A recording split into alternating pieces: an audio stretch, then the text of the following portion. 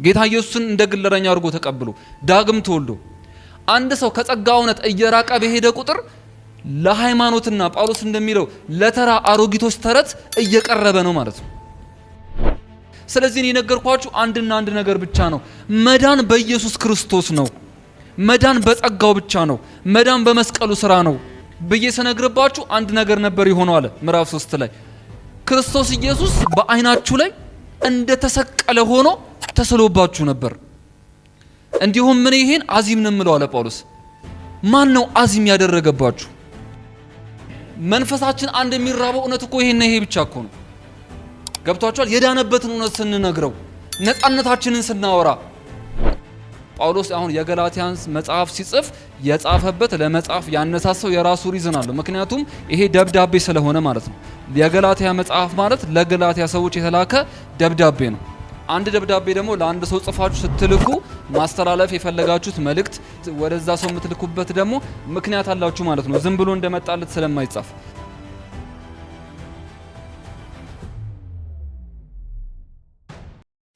ይሄ አሁን እያወራን ያለ ነው። እንዲህ ዋጋ የተከፈለበት ጸጋ የተባለው እውነት ምንድን ነው? ቅድም እንደነገርኳችሁ ጳውሎስ እንዴት ፈጠናችሁ ከዚህ ወንጌል ዘወር እንዳላችሁ እኔ እንኳን ይገርመኛል። እኔ እንኳን ከናንተ ልማር ወዳለሁ አላችሁ አይደል? ለገላትያ ሰዎች ከናንተ ልማር ወዳለሁ። ምክንያቱም ጳውሎስ ጸጋ ሲገባው ገብቶታል። በቃ የእውነቱ ዋጋ ሊከፍልበት እሱ ሬዲ ነው እስከ ሞት ድረስ። እንዲሁም ሐዋርያቱ ኢየሱስ እንዲህ ነው የተሰቀለው አይደል? እንደሱ እንኳን እኔ ህይወትን መስጠት ባልችል ተዘግዝቄ እንኳን ብሰቀላሉ ማድረግ ሰውነኝና መጨረሻው መሞት ነው የሚቻለው። ስሞት እንኳን ተዘግዝቄ እንኳን ብሰቀላሉ ጸጋው ስለገባችሁ። ስለዚህ ቅድም እንደነገርኳችሁ ስለ ገላትያ መጽሐፍ ሳወራችሁ እነዚህ ሰዎች ከዚህ እውነት የሸሹት አንድ ነገር ፈርተው ነው። አይሁዳውያን ስደት እንዳያደርሱብን ብለው። እንዴት ይህን መከራ ፈራችሁት አለ ጳውሎስ። እንዲሁም እንደዚህ ይሄን የሰበኩላችሁ መላእክትም ቢሆን ሌላ ሰውም ቢሆን እኔ ራሴ በመጣ የተረገሙ ይሆናሉ።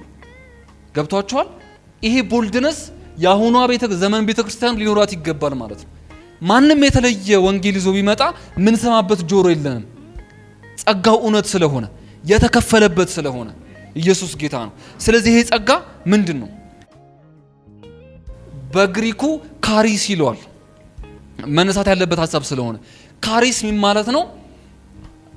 አንዲዘርቭድ ፌቨር ይሏል። የመጀመሪያው ያልተገባ ሞገስ። ይሄ ጸጋ ለኔ ሲሰጠኝ አንደኛ ማምነው ነገር ያልተገባ ነው። እኔ ይሄ ተገብቶኛ አይደለም። እኔ አሁን ጌታ ኢየሱስን ስቀበል ትዝ ይለኛል። ወንጌል ምናምን አልተሰበከልኝም። ብቻ አንድ መንገድ ላይ ሰው አንድ ጻል ልጅ ጌታ ኢየሱስ ይወድሃል አለኝ። ያዋጣሁት ነገር የለም፣ ያደረኩት የለም። ድንገት ስመጣ እዚህ በቃ ጌታን ፈለግኩት ማለት ነው። ያዋጣሁት ነገር የለም። ከዛ ድንገት የሚወራው ነገር ተወራ። በቃ ጌታን ዳንኩ። ሁላችንም ታሪካችን ቢነገር እንደዛ ነው። አንብበን ደርሰንበት ካልኩሌት አድርገን እቺ ነበረች ለካ የጎደለችው ብለን አልደረስንበትም። ያዋጣነው ጉዳይ የለም፣ አልተገባንም። አንደኛው ይሄ ጸጋ ለኛ አንዲዘርቭድ ነው። ያልተገባ ሞገስ። ያልተገባ ሞገስ ምን ማለት መሰላችሁ? በእግዚአብሔር ፊት ማለት ነው። በእግዚአብሔር ፊት ለመቆም ሞገስን አገኘሁ ማለት ነው። ሰው ጋር እኮ ለመቆም እሱም ደካማ ስለሆነ አንድ ድካምን ይዛችሁ ብትቀርቡ ኮምፕሮሚዝ ያደርጋል። እኔም በሆነ ጉዳይ ስለምደክም እሱም ሰው ነው ይደክማል፣ ችግር የለም አብረን እንሄዳለን። እግዚአብሔር ግን ፐርፌክት ነው። እግዚአብሔር ምንም እንከን የለበትም፣ እንከን አልባ ነው እግዚአብሔር። ስለዚህ እግዚአብሔር ፊት ለፊት መቆም የሚችለው እንከን አልባ ነው። ስለዚህ እኛ በእግዚአብሔር ፊት እንቆም ዘንድ ክርስቶስ ኢየሱስ እኛ ስለኛ ታይቶ እንከን አልባ አደረገን፣ ሞገስን ሰጠን። ያልተገባ ሞገስ፣ አንዲዘርቭድ ፌቨር። ሌላው ምንድነው? አንእርንድ ምን ማለት ነው? ደሞዝ አይደለም ማለት ነው። አንድ ሰው በወር 30 ሺህ ብር ቢከፈለው በቀን 1 ሺህ ብር ይከፈለዋል ማለት ነው፣ 30 ቀን ስላለ። ስለዚህ ጧት ተነስቶ ሲሄድ ሰርቼ አለቀኝ ታዝዤ ዛሬ 1 ሺህ ብር አገኛለሁ እያለ ነው። ስለዚህ ያ1 ሺህ ብር መስጠት ለዛ መስሪያ ቤት አያስጨበጭብለትም። ብዙ ፓስተር እንደሚለው ግዴታው ነው መክፈል። ምክንያቱም ያ ሰውዬ ስለሰራ ማለት ነው።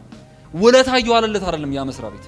ነገር ግን እኛ ይሄን ጸጋ ስንቀበል ደሞዝ አይደለም። ስጦታ ነው። ደሞዝ እየተከፈለን አይደለም፣ እንዲሁ በነፃ ነው የተሰጠ። ሌላው ምንድነው? በደንብ እናወራለን። አንኮንዲሽናል ነው ይሄ ጸጋ። አንኮንዲሽናል ነው ምን ማለት ነው?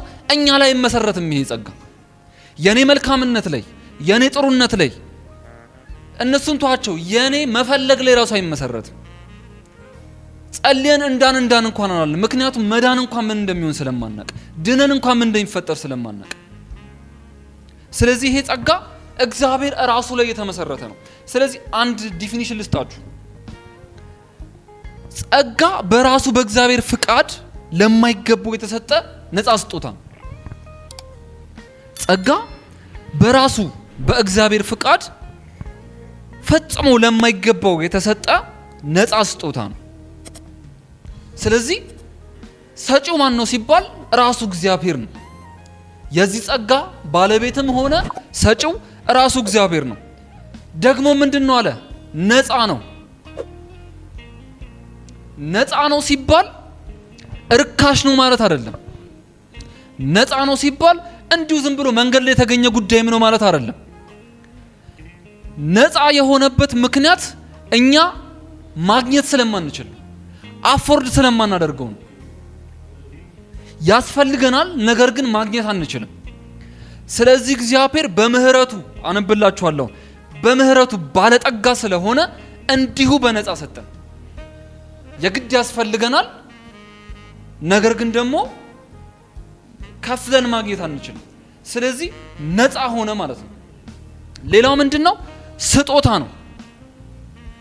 ስጦታ ነው ስንል ደግሞ አንድ ነገር አስተውሉ። ያቡ ከዱባይ ሲመጣ ለምሳሌ ቸኮሌት ይዞልኝ ቢመጣ፣ በጣም ውድ ቸኮሌት ይዞልኝ ቢመጣ፣ ያ ቸኮሌት በመምጣቱ በጣም ደስ ይለኛል፣ ውድም ነገር ነው። ነገር ግን ባያመጣው ምንም አልሆንም ነበር። ወይንም ደግሞ ሜቢ ቆይቼ እኔም ልገዛው ይችል ነበር። ነገር ግን የሱን አክብሮት ያሳየኛል። ደስ ይላል፣ ቸኮሌት ነው፣ ቀበለዋለሁ፣ እጠቀምበታለሁ ማለት ነው። አንዳንድ እንደዚህ አይነት ስጦታዎች አሉ፣ ትርፍ የሆኑ ስጦታዎች። ምንም ይሁን ቤት ብትሰጠኝ፣ መኪና፣ ህንፃ ብትሰጠኝ ሜቢ በጣም ከህይወት ጋር ነገን ከመኖርና ካለመኖር ጋር ያገናኘው። ገብቷችኋል? እና ደግሞ ሌላ ደግሞ ሰርቼንም ላገኘውም እችላለሁ። ነገር ግን አሁንም የአክብሮት ስጦታ ነው፣ እቀበለዋለሁ። አንዳንድ ስጦታዎች ግን አሉ የህይወት ጉዳይ የሆኑ የመኖርና ያለመኖር ጉዳይ የሆኑ። በጣም ይሄን የሚያብራራ ምሳሌ ባይኖርም እንዲሁ በቃ የመጣልኝን የሚሻል ምሳሌ ግን ልንገራችሁ። ለምሳሌ በጣም አንድ ሰው ኩላሊት ፌል አረገ ተብሎ በጣም እየተንገላታ ሊሞት ቀናቶች ቀርተውት አንድ ሰው ኩላሊቱን አውጥቶ ቢሰጠው ይሄ ስጦታ ግን ከቸኮሌቱ ይለያል። ይሄ ስጦታ ግን ከመኪና ከቤት ከህንፃው ይለያል። ይሄ ስጦታ የመኖርና ያለመኖር ጉዳይ ነው። ይሄ ስጦታ የታመመው ሰው ከተቀበለ በኋላ ህይወቱ ቀጥሏል። ከእንደገና መስሪያ ቤት መሄድ ጀምሯል። ከእንደገና መሳቅ ጀምሯል። ከእንደገና ከጓደኞቹ ጋር ህብረት ማድረግ ጀምሯል። ይሄ ስጦታ የህይወት ጉዳይ ነው። ስለዚህ እንዲው ስጦታ ተቀበልን ሲባል ከእግዚአብሔር ይሄን ጸጋ ተቀበልን ሲባል በመኖርና ባለመኖር መካከል ያለ ስጦታ ነው። መኖር ደግሞ ማለት ብዙ ጊዜ እንዳወራ ነው ከመብላትና ከመጣጥ ጋር የተገናኘው መኖር አይደለም እላችሁ። ጳውሎስ እናንተ እኮ አላችሁ ለኤፌሶን ሰዎች እየበሉ እየጠጡ እየተራመዱ እየሰሩ ያሉ ሰዎች መሃል እንዲው የሚናገረው መልእክት እየሰሙ ያሉ ሰዎች መሃል በኃጢአታችሁና በበደላችሁ ምክንያት ሙታን ነበራችሁ አላችሁ። ሙት ማለት ለካ መቃብር ውስጥ ከመግባት ያለፈ ጉዳይ አለው። ምክንያቱም እየበሉ እየጠጡ ቆመው እየተነፈሱ ያሉ ሰዎችን ሙት አላችሁ። ለካ እውነተኛው መሞት አፈር ውስጥ መግባት አይደለም። እውነተኛው መሞት ለካ ከእግዚአብሔር መለየት ነው። እውነተኛው መሞት ለካ ከምንጫችን መለየት ነው። ብዙ ጊዜ እንደምንሰማው ምሳሌ ማለት ነው። አንድ አሳ ከውሃ ውስጥ ታወጣት ተንፈራፍራ መሞት ትጀምራለች። ለምንድነው ካላችሁኝ ከምንጫ ስለተለየች ማለት ነው። ለካ እውነተኛው ሞት ከምንጭ መለየት ስለሆነ ማለት ነው። አሁን ነፃ ስለሚለው የእግዚአብሔርን ቃል ማንበብ ፈልጋለሁ። ኤፌሶን ምዕራፍ 2 አሁን ያነበብኩላችሁ ማለት ነው። አሁን ያወራኋችሁ ቃል ኤፌሶን ምዕራፍ 2 ብዙ ጊዜ የተማርነው ሐሳብ ነው። ኤፌሶን ምዕራፍ 2 ከ1 ጀምሮ በበደላችሁና በኃጢአታችሁ ሙታን ነበራችሁ፣ በእርሱም በዚህ ዓለም እንዳለው ኑሮ በማይታዘዙ ልጆች ላይ አሁን ለሚሰራው መንፈስ አለቃ እንደሆነ በአየር ላይ ስልጣን እንዳለው አለቃ ፍቃድ በፊት ተመላለሳችሁ። በእነዚህም ልጆች መካከል እኛ ሁላችን ደግሞ የስጋችንና የልቦናችንን ፍቃድ እያደረግን በስጋ ምኞት በፊት እንኖር ነበረ። እንደ ሌሎችም ደግሞ ከፍጥረታችን የቁጣ ልጆች ነበርን። ነገር ግን አሁንችን ስሙ። ነገር ግን እግዚአብሔር በምህረቱ ባለጠጋ ስለሆነ እኛ አንችለውም። ነገር ግን እርሱ በምህረቱ ምህረት ያስፈልገናል። እርሱ በምህረቱ ባለጠጋ ስለሆነ ከወደደን ከትልቅ ፍቅሩ የተነሳ በበደላችን ሙታን እንኳን በሆንን ጊዜ ከክርስቶስ ጋር ሕይወትን ሰጠን። በጸጋ ድናችኋልና በሚመጡት ዘመናት ክርስቶስ ኢየሱስ ለኛ ያለውን ቸርነት ከሁሉ የሚበልጠውን የጸጋውን ባለጠግነት ያሳይ ዘንድ ከእርሱ ጋር አስነሳን። ከክርስቶስ ኢየሱስ በሰማያዊ ስፍራ ከእሱ ጋር አስቀመጠን። ጸጋው በእምነት አድኗችኋልና ይህም የእግዚአብሔር ስጦታ ነው እንጂ ከእናንተ አይደለም፣ እንዳትመኩ። ይሄ ስጦታ ከእናንተ አይደለም፣ ከራሱ ከእግዚአብሔር ነው። ማንም እንዳይመካ ከስራ አይደለም። እኛ ፍጥረቱንና እንመላለስበት ከእግዚአብሔር አስቀድሞ ያዘጋጀው መልካሙ ስራ ለማድረግ በክርስቶስ ኢየሱስ ተፈጠርናል። እግዚአብሔር ከታላቅ ፍቅሩ የተነሳ በምህረቱ ባለጠጋ ስለሆነ ስለሚወደን ቸር ስለሆነ በነፃ ይህን ስጦታ ሰጠን ማለት ነው። ኢየሱስ ጌታ ነው። አንድ ሐሳብ ልጨምርላችሁ። ሮሜ ምዕራፍ 5 ላይ ሮሜ ምዕራፍ 5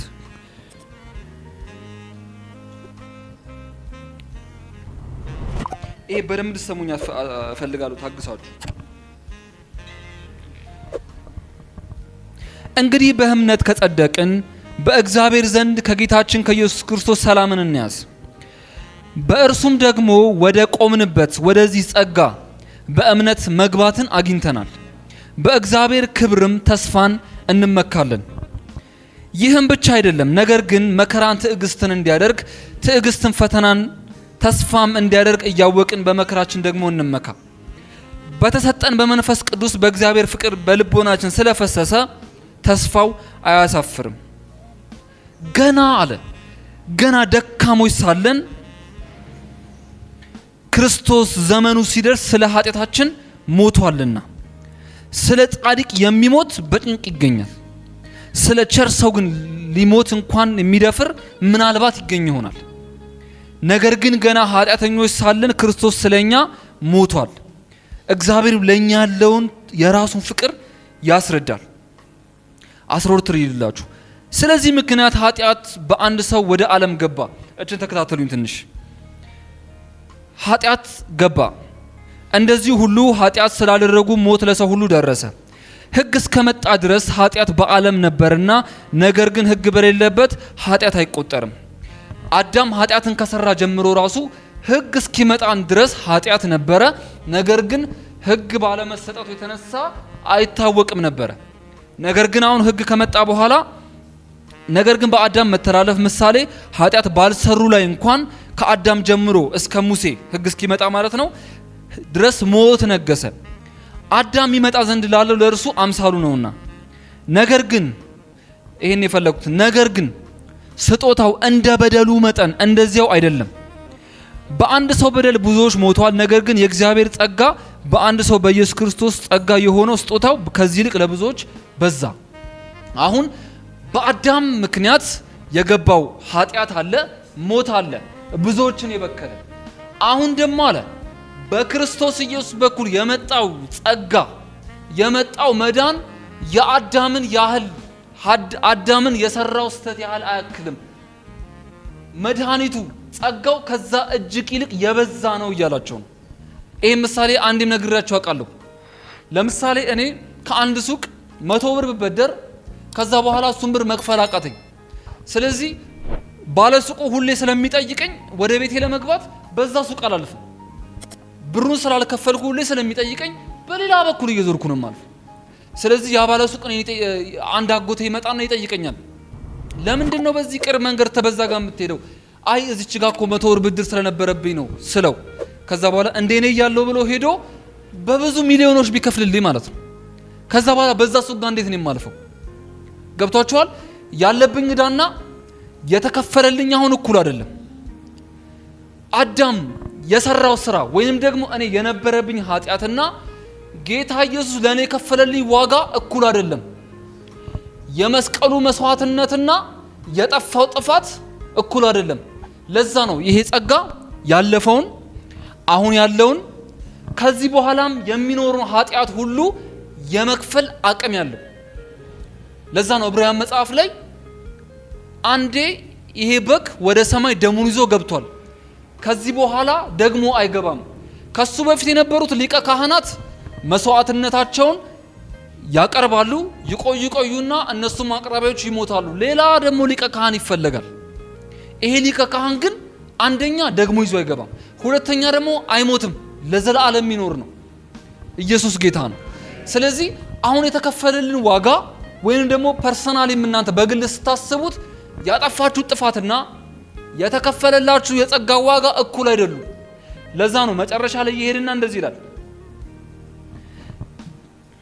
በደል እንዲበዛ ሕግ ጭምር ገባ፣ ዳሩ ግን ኃጢአት በበዛበት ኃጢአት በሞት እንደነገሰ እንዲሁ ደግሞ ጸጋ ከጌታችን ከኢየሱስ ክርስቶስ የተነሳ በጽድቅ ምክንያት ለዘላለም ሕይወት ይነግስ ዘንድ ጸጋ ከመጠን ይልቅ በዛ። ለምን? በሕይወት እንነግስ ዘንድ። የእግዚአብሔር ጸጋ እጅግ ታላቅ ነው።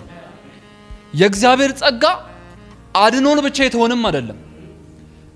ይሄን ምሳሌ ነግሬያችሁ አውቃለሁ። በፋውንዴሽን ክላስ የተማራችሁ ሰዎች ለምሳሌ አለን ሁለት ተራሮች ቢኖሩ አንዱ የሞት ተራራ አንዱ ደግሞ የሕይወት ተራራ ቢኖር ከዛ በመሃል በመሰላል ነገር ሰው ቢያልፍ እነዛ መሰላሎች ደግሞ ሕግ ቢሆኑ ከዛ በኋላ በመሰላሉ አንድ ሰው ተራምዶ አንዱን ጥፋት ካጠፋ ስለ ሕግ መጽሐፍ ቅዱስ እንደሚናገረው ማለት ነው ሁሉን ሕግ ፈጽሜ አለ አይደል ያዕቆብ ላይ። ነገር ግን በአንዲቷ በሰት በሁሉ እንደሳትኩ ይቆጠራል አለ። ስለዚህ እነዛ መሰላሎች አንዳንድ ሕግ ቢሆኑ አንዱ መሰላል ቢሰበር ወይንም ደግሞ ያችን ሕግ ባይፈጽም ያ ሰውዬ ወደ ገደል ይወድቃል። ስለዚህ ጌታ ኢየሱስ ምንድነው ያደረገው? አዘለን አይደል የተነጋገርነው። አዘለንና ጸጋ በሚባል ሕፃን ልጃውን በሆነ በነጠላ ምን እንደሚያዝሉት ጸጋ በሚባል ነጠላ አዘለንና እሱ ሕግን ሁሉ ፈጽሞ ከሞት ተራራ ወደ ሕይወት ተራራ አሻገረን። ከስር ያለው እሳትና አውሬዎች እንዳይበሉን ማለት ነው።